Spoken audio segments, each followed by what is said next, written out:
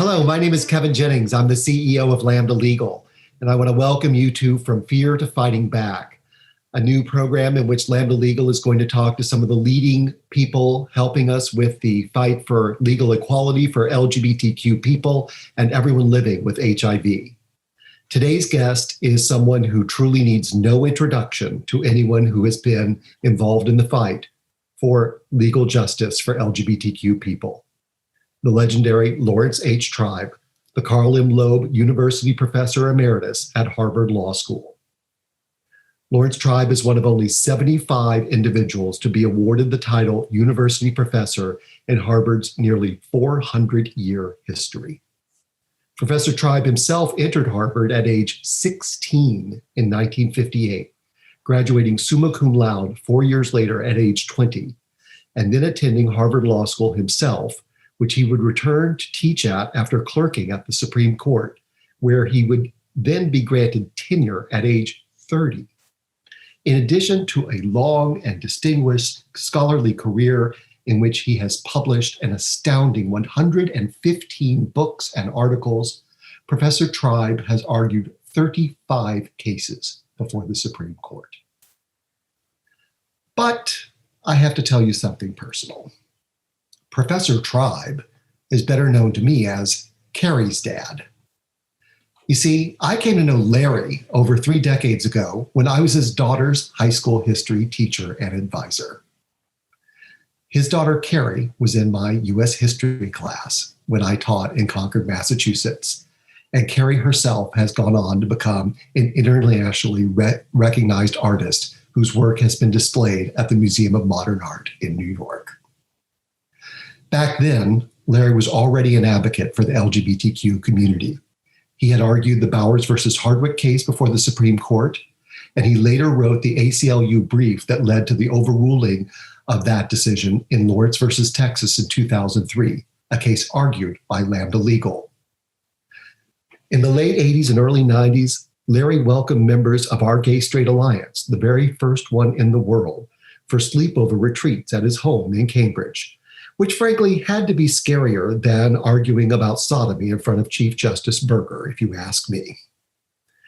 I personally owe Larry Tribe a huge debt for his friendship and his support for now 3 decades, and I'm thrilled to have him as our first guest on this new program for Lambda Legal.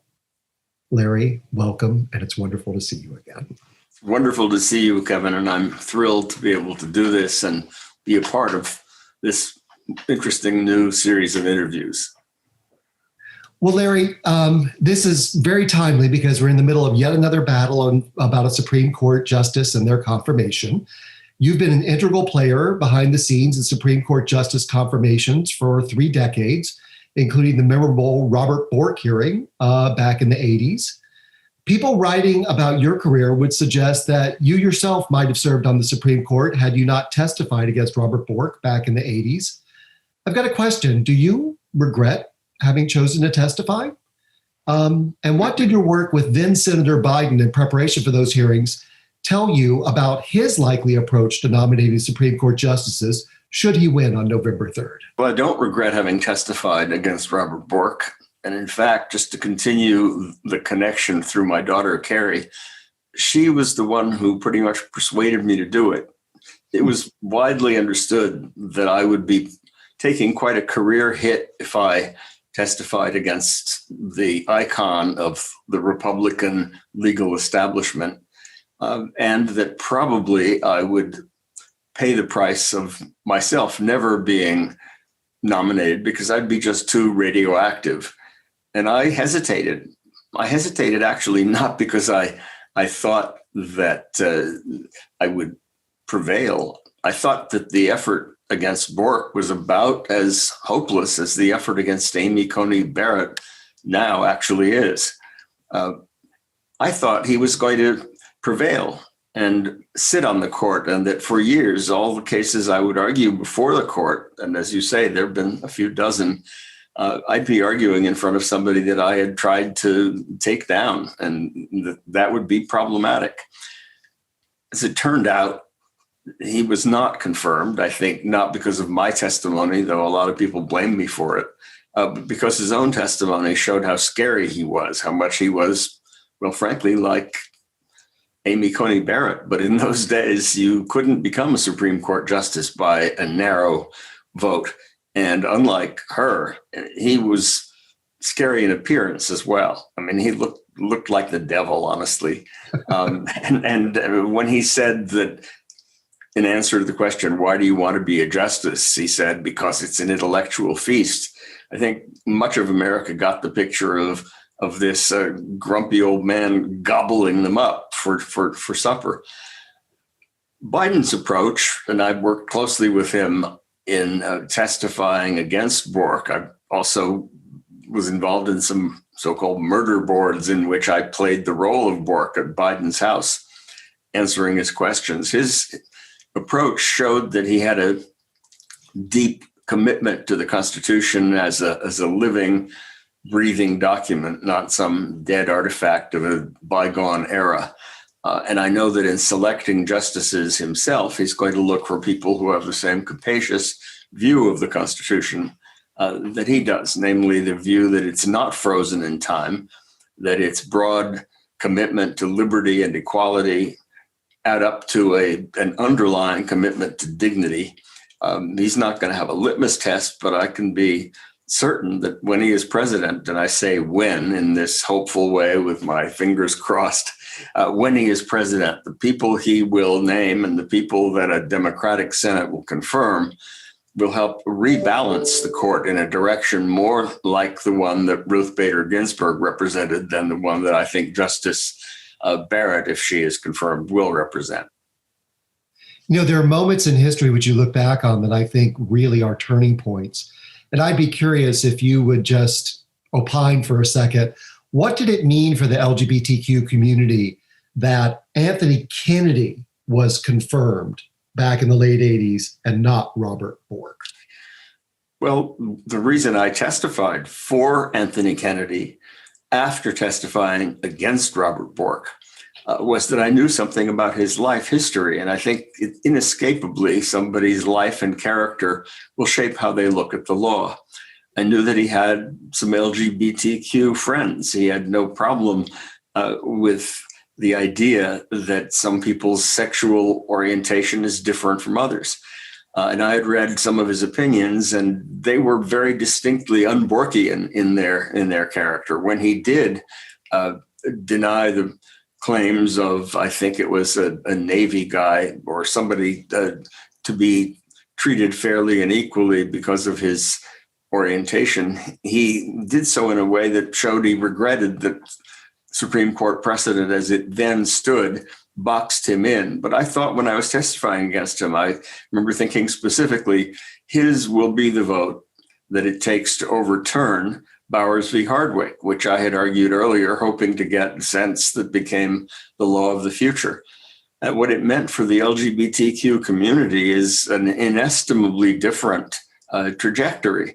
I mean, Kennedy was the decisive vote in one case after another, Romer v. Evans and Lawrence v. Texas overruling the infamous Bowers v. Hardwick decision, and the Windsor case striking down a key provision of DOMA, the Defense of Marriage Act, on grounds that combined individual rights with federalism, and then, of course, Obergefell against Hodges, the triumphal decision that said that who you love and who you marry is your own business and not the government's, and that made it impossible for same-sex couples to be denied marriage licenses just on the basis that they were not a man and a woman. Now, you and I have been around long enough to have seen Senate Judiciary Committee hearings change when it comes to confirmations. In fact, I remember in the late 80s actually rolling my television, back then you had solid state televisions, into the classroom and having my students watch the Bork hearings live. How, in your opinion, have they changed from the late 80s to what we're watching on television now with Amy Coney Barrett? I think they've become useless and meaningless exercises in pontification and obscurantism. I mean, back in the late 80s, the Bork hearing was a national education. It was a kind of national seminar in the meaning of the Constitution. But when Bork went down, partly because he was more or less candid about his views, and those views were scary to the majority of the American people, and the Supreme Court hadn't yet been basically subjected to a system of confirmation where all it takes is a mere majority in the Senate to put you on the court. When it moved in that direction, people kind of knew that their chances to be confirmed would be much better if they followed various formulas that amounted to saying nothing while sounding erudite. That's what we've heard from Amy Coney Barrett. She won't even famously or infamously, I think it'll go down as rather infamous, when asked whether the president could unilaterally change the date of the election, she basically pretended not to know, saying, well, the issue could come before her. When asked whether violent suppression of votes on the basis of race would be impermissible, even though she, of course, knows there's a longstanding statute that makes violent vote suppression a federal crime, she again said, well, the issue might come before her. So these hearings now are ones in which you can figure out which members on both sides have become fossils or really don't belong in their roles because they ask ludicrous questions and don't know how to follow up. And then you can tell which senators, this time on the Democratic side, I would say, people like Amy Klobuchar, which senators know what they're talking about and manage to ask good questions, but you learn nothing about the nominee. So it's no longer a national seminar. It's just a kabuki performance. It's sort of a waste of time. I'm curious, though, there are still moments where they say things that are very revealing. What did you make of Amy Coney Barrett saying sexual preference? Well, that's true. It was revealing. Of course, I had seen that in her writing, too. When she said sexual preference, she kind of gave us a window into her idea that it's, that being gay or being straight or being trans is sort of a matter of personal choice, like the flavor of ice cream that you want to pick. So that gave us a window. But again, the national cost of going through this meaningless exercise, I think, exceeds the benefit, because we had that window anyway. People who are nominated to the court have paper trails.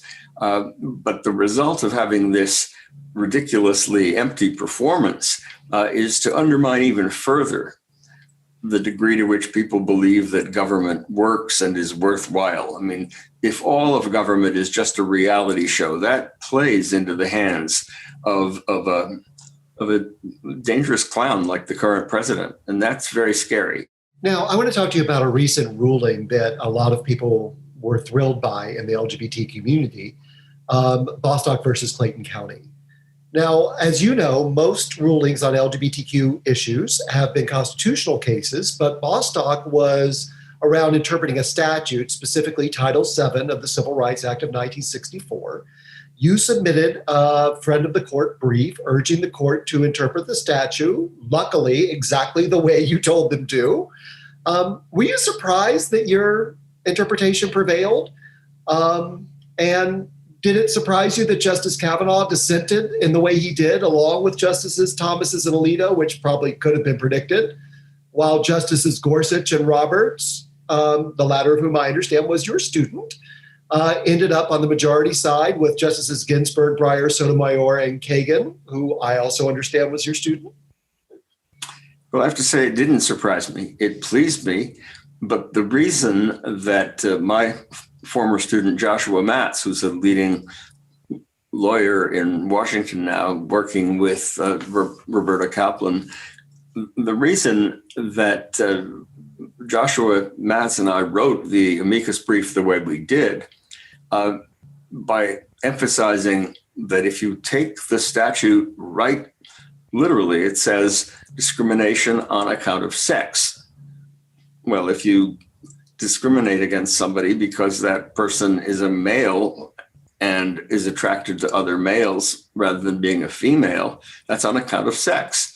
Therefore, orientation or sexual identity are covered by the statute. The reason we wrote it that way is that we knew that Justice Gorsuch, when he had been a judge on the Court of Appeals, really is kind of a literalist. A lot of things turn out not to be what you expect they'll be, but you read them for what they say. And Roberts, who, as you say, was a student of mine way back when, also has that tendency. He's a careful reader of statutes.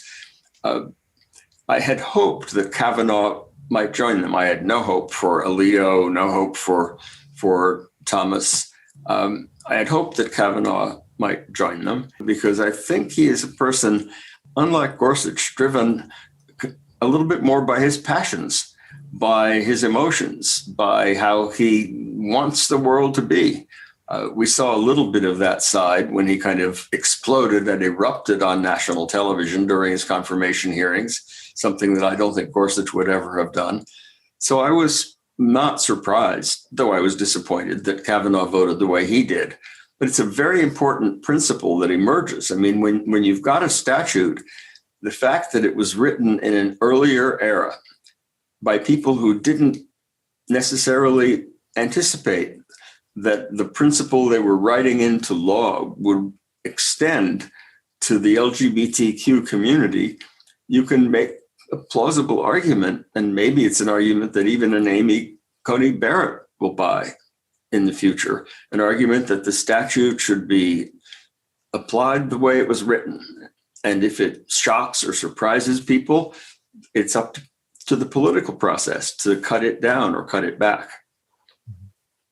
Now, you are a renowned constitutional expert.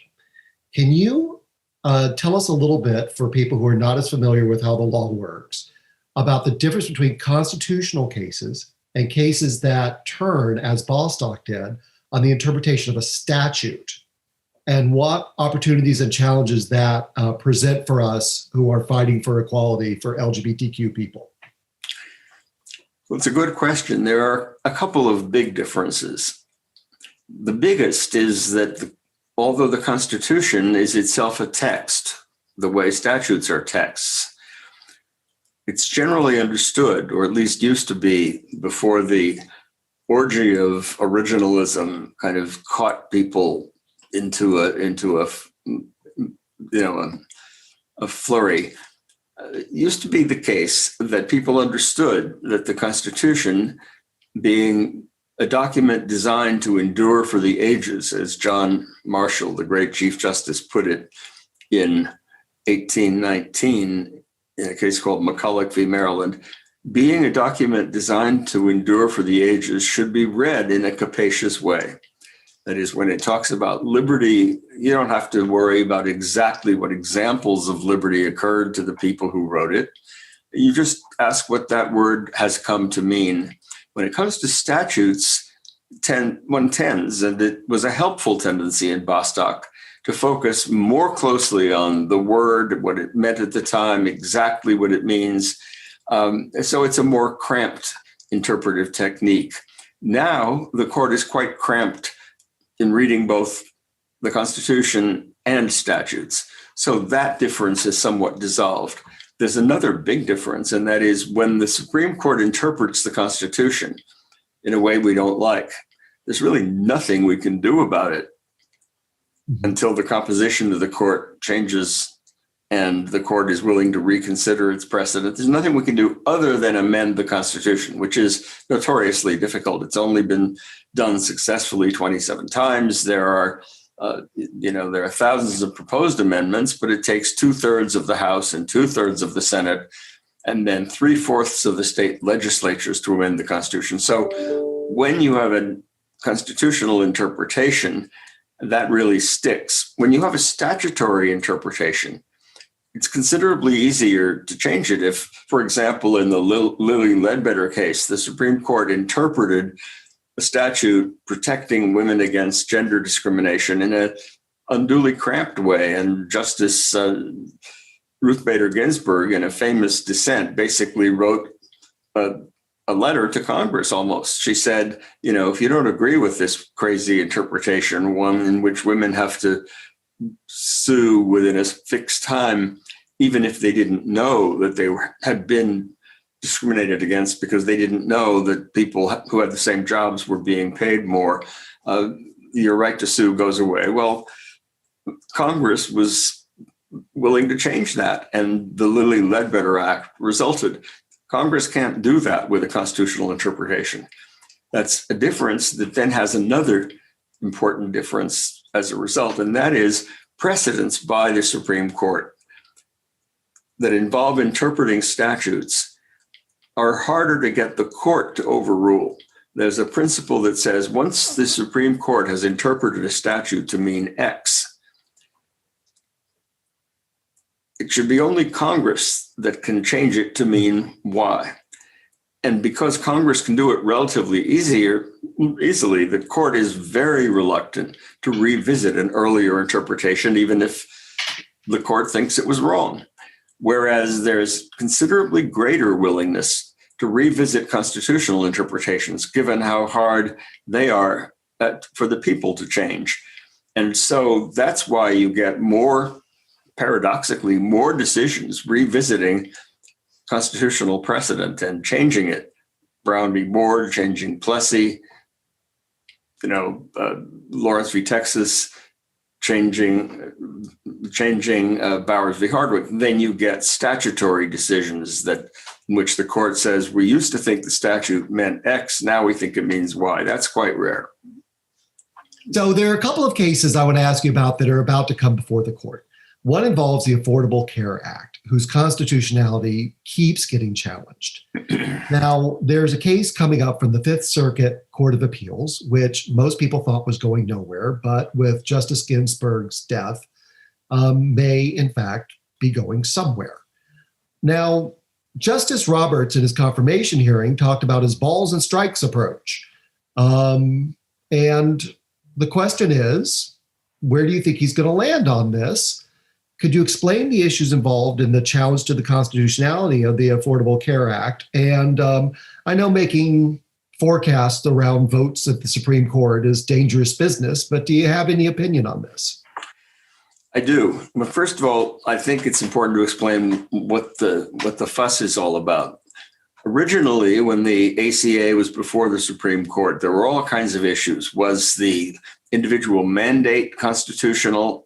It was kind of forcing people to do something they might not want to do. There was the famous broccoli hypothetical. You can't make me eat the broccoli, even though maybe you can tax me for not eating broccoli. Anyway, the Medicaid expansion was challenged. It was all challenged. And the court divided very closely on some issues and not so closely on others. Basically, 7 of the justices said that you can't make the states expand Medicaid. 5 of the justices said that the power to regulate commerce among the states does not include the power to tell people what kind of insurance to buy or even to require them to buy insurance. That included Chief Justice Roberts. But Chief Justice Roberts joined the liberals, to some people's surprise, though I had actually predicted it publicly. He joined the liberals in saying that although you can't make people buy insurance, you can impose a tax on them for failing to buy insurance so that they aren't just free riders. So that he upheld the tax on people who don't buy insurance as an exercise of the broad taxing power of the Congress of the United States, which he thought was broader than its power to regulate commerce. That's why NFIB versus Sebelius came out the way it did. The law was upheld in this bizarre way. And the most important part of the law that said you can't be penalized for your pre-existing conditions, including the pre-existing condition of being a woman rather than a man, or of being gay rather than straight, or of having the coronavirus, can't be charged more for your pre-existing conditions. That was all upheld. Then, in a case called King v. Burwell, again 5-4, the court pushed back another attack on the way the ACA works, and so it was preserved. Then along comes Donald Trump. He has this massive tax cut for his richest friends. Part of what that law did in 2017 was to zero out the tax on those people who don't buy insurance. Now, it's not uncommon for a tax to work out at zero in certain circumstances. Some people don't owe any federal income tax because they happen to have a very low income, and so their tax is zero. But a bunch of states and a bunch of right-wing theorists made the totally wild argument. I thought it was wild, but it turns out to have persuaded a lot of people that when you zero out the tax, you eliminate the rationale that this is a permissible exercise of the taxing power. And without that rationale, you don't have the Roberts vote. And so what the Fifth Circuit has held is that because there is no longer any tax or penalty on those who don't buy insurance, the individual mandate is unconstitutional because it can't rest on the foundation of the taxing power.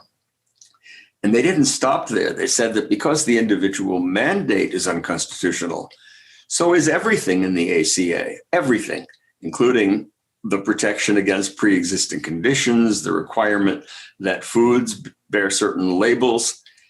And that position, which I know of almost no serious scholar who defends it, that's the position that the Trump administration is defending in the oral argument on November 10th in the US Supreme Court. They're saying that the individual mandate is unconstitutional because the tax has been zeroed out, and that once it falls, the entire ball of wax is taken apart. The law is, in the jargon of lawyers, inseverable.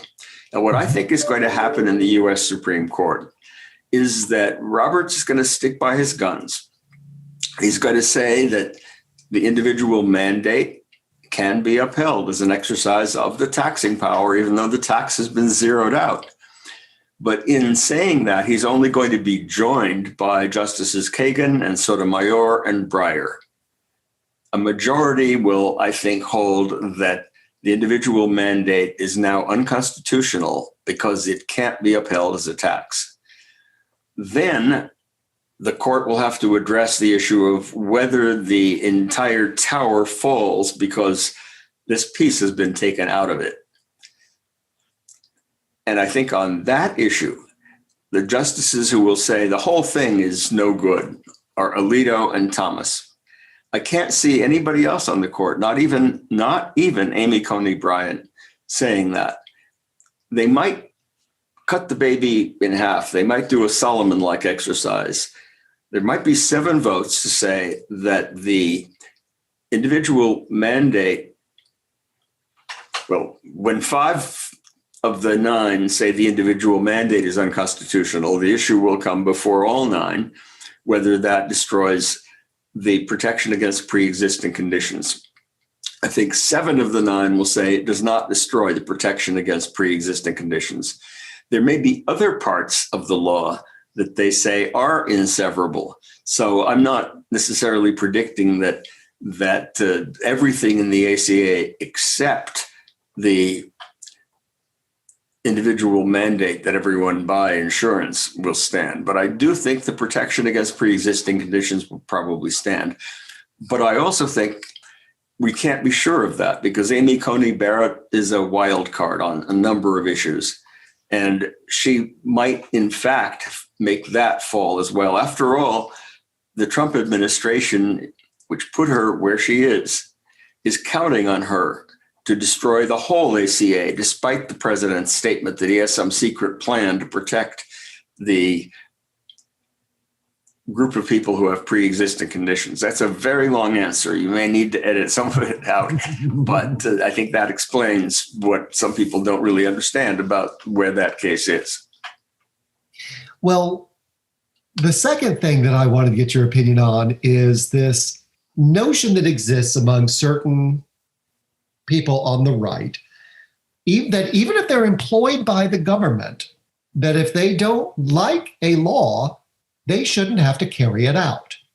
The poster child for this, as you know, is Kim Davis, the Kentucky municipal clerk, who did not want to issue marriage licenses to same-sex couples because she didn't like the idea that they could get married.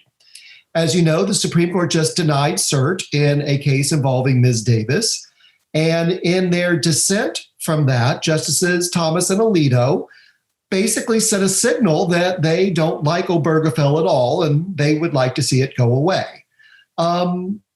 What do you think of this whole imbroglio around people arguing that their religious faith should exempt them from carrying out their duties as state officials? Well, let me just make a minor correction. Nobody goes quite so far as to say if you don't like a law, you don't have to obey it. What they do say is if your reason for disobeying is a sincere religious conviction, however unusual that conviction may be, that gives you a basis for not obeying the law. Everybody agrees that there are some laws that everybody has to obey. The laws against murder, the laws against child abuse, but then there are more difficult cases. The laws against discrimination, the Supreme Court seems to think are the most difficult. And usually the people who say that they should be exempt from having to comply with those laws are private citizens. The cake baker, the photographer, the wedding photographer, who says, I don't believe in same-sex marriage. I shouldn't have to just sell cakes to same-sex couples, wedding cakes. Those are complicated too. Like, can you say I won't sell a birthday cake to a same-sex couple because I don't think same-sex couples should be able to celebrate birthdays? Even the current court is probably going to say, well, that's not quite right. So some of these are closer cases, but the ones that I would have thought are easy are the ones like Kim Davis. If you're a government official who is pledged to obey the law, you may not like Obergefell. You may feel bad religiously when you give a license to a same-sex couple to get married. But if you can resign your government position if it gives you heartache or soul ache to give a certificate to a same-sex couple. Kim Davis said, no, I should be able to have my cake and eat it too, as it were.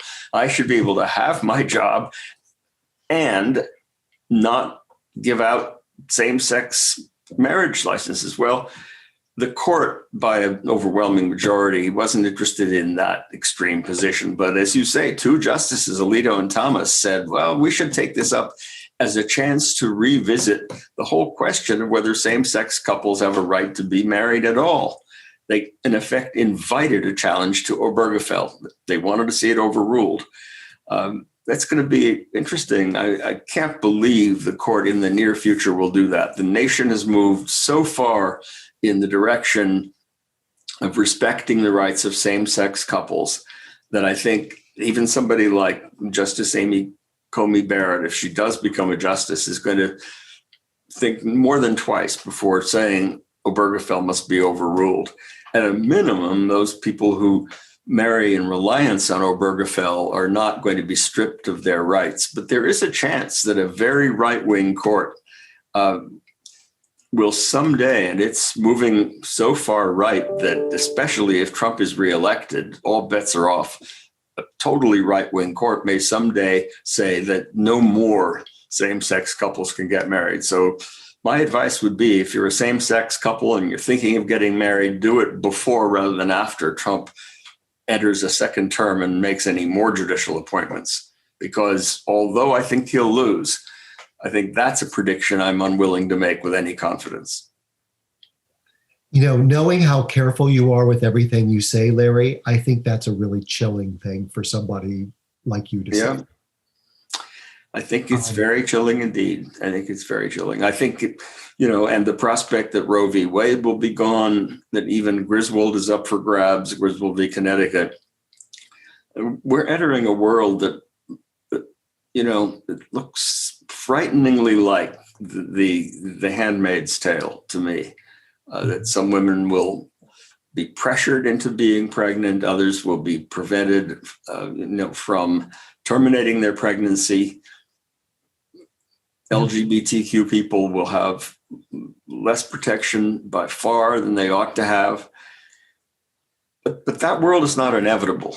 I mean, if there is a massive wave that sweeps some of these troglodytes out of office this year, we could have a House and a Senate in Democratic hands.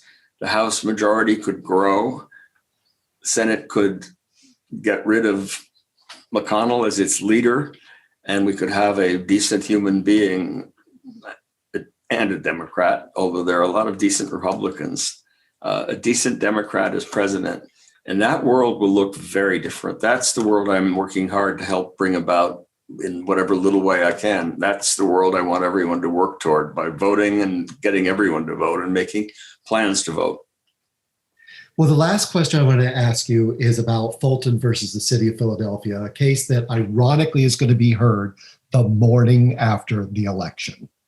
As you know, this case is about Philadelphia's foster care program and adoption program, which currently places children where they should be based with loving homes. And a Catholic provider would like to refuse to place their children with same-sex couples because they feel it violates their religious tenets.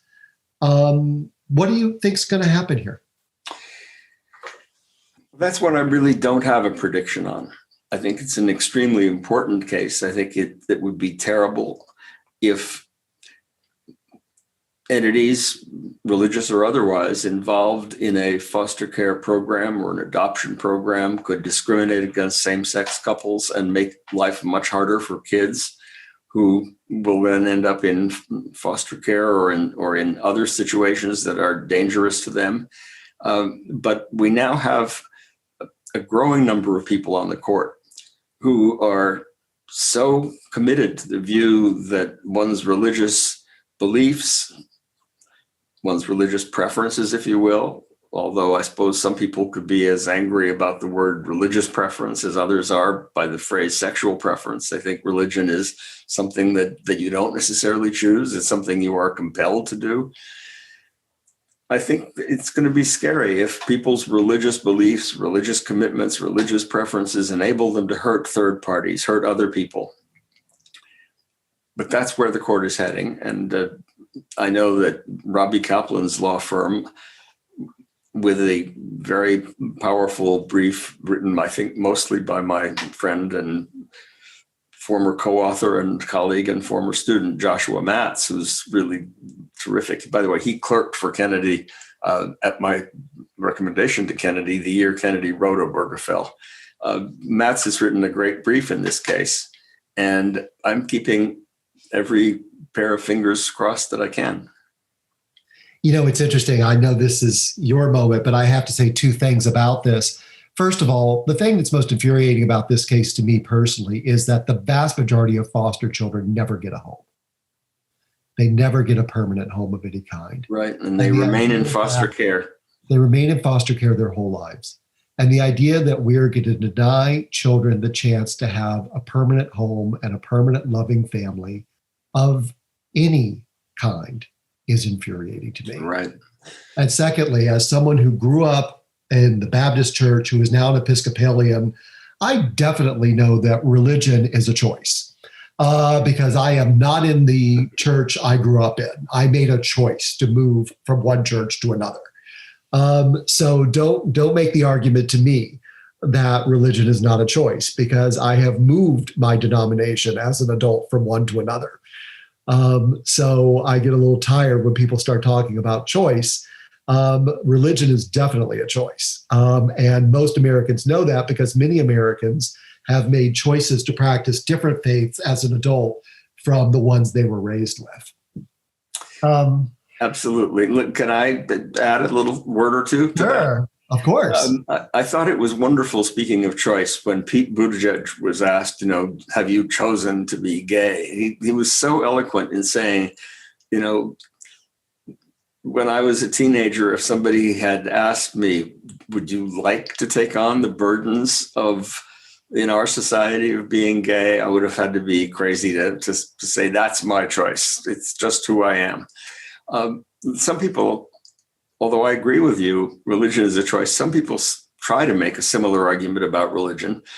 The Supreme Court has been very clear that it regards religion as a choice in the sense that it will protect people of faith who have converted from one religion to another, against the argument that some people have made that because they chose to convert, this is no longer an impermissible basis for discriminating against them.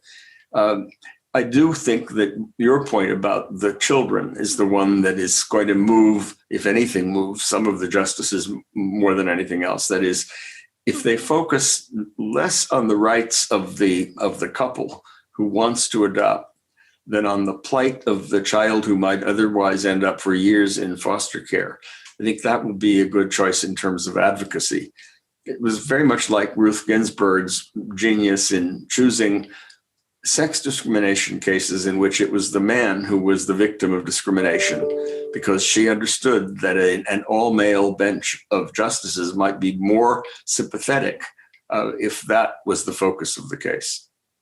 I read a statistic recently which really chilled me. Once a foster child reaches their teen years, they have a 3% chance of ever being adopted permanently into a home. And the idea that, the chance of a teenage foster child ever getting a permanent family is almost nothing. And the idea that we're going to reduce that chance even further because some people have a bigotry against LGBT families, that's just horrific to me. Right. Well, Larry, I have no idea what tuition at Harvard Law School is these days, but I know that the people watching have just gotten a master class, which must cost a pretty penny at Harvard Law School. So thank you very much for joining us. It is fantastic to see you again. And please keep up the good fight. You've done so much for the LGBTQ movement, and we are deeply grateful to you. Well, thank you. And Lambda Legal has made a huge difference, and I hope you keep up the good fight. Thanks for having me on.